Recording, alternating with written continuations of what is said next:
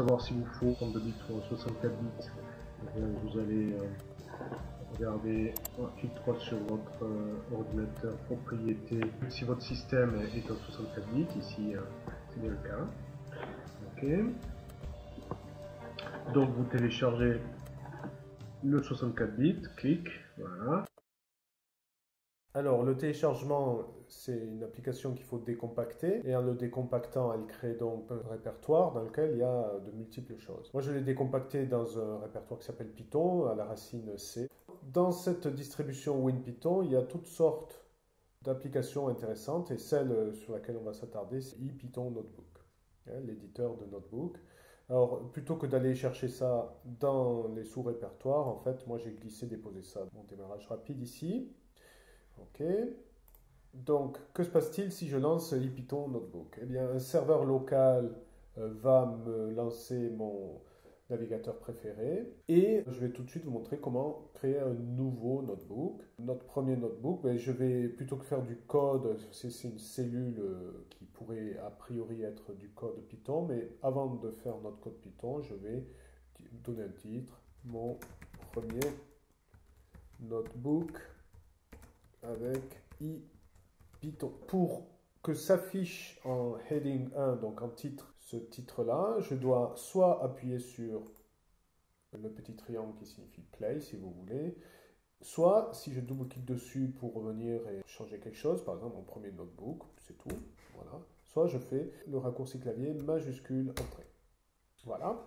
Alors, mon premier notebook, je vais voir comment ça marche. Par exemple, je vais faire une simple addition, 2 plus 3, majuscule entrée, ça me met en sortie de cette première cellule de code Python, le résultat de l'addition de 2 plus 3. Si je voulais réutiliser ce résultat-là, je pourrais faire de deux manières différentes. Si c'est le dernier code exécuté, je fais underscore fois, par exemple, je fais 5 fois la chaîne de caractères coup, donc ça va faire coup, coup, coup, coup, coup.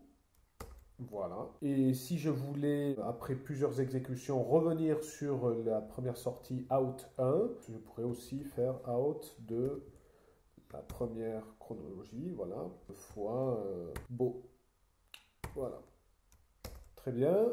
Maintenant, attention, ne pas confondre la numérotation chronologique, qui est celle adoptée par les notebooks, et la numérotation qui respecterait l'ordre de haut en bas. Hein, parce que si entre-temps, je reviens là sur ma deuxième cellule de haut en bas, et que je demande à faire une multiplication de chaîne de caractères, ça ne va pas marcher parce que le dernier calcul c'est out3. Out3 c'est pas un nombre, c'est une chaîne de caractères, et une chaîne de caractères fois une chaîne de caractères, hop, ça n'a pas de sens.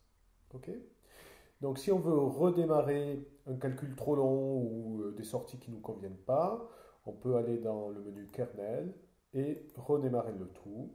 Aussi, possibilité d'exécution cell run all. Voilà.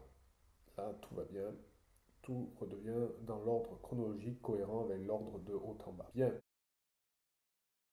On va regarder très rapidement ce qu'on peut faire avec des notebooks et on peut par exemple afficher des vidéos, afficher des figures GeoGebra. En tant que prof de maths, c'est toujours agréable.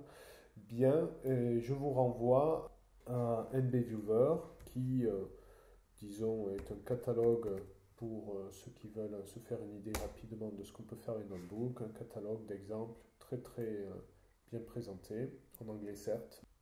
Je vous fournirai par ailleurs d'autres exemples, eux en français et adaptés au niveau lycée.